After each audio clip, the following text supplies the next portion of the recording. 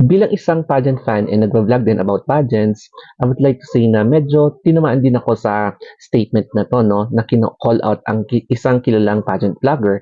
It's because minsan din kasi, ina-admit ko na may mga pagkakamali ako na nagiging insensitive din yung mga videos or yung mga words na sinasabi ko sa ilang mga videos ko. So hindi muna ako magme-mention ng names, pero eto yung sabi niya, "Hello, we don't know each other personally and I don't want to judge you based on the video alone. However, your comment is purely insensitive and pathetic. I am not sure if you have any contribution to Chelsea's journey to Miss Universe. If there is, let me know. If not, keep it shut.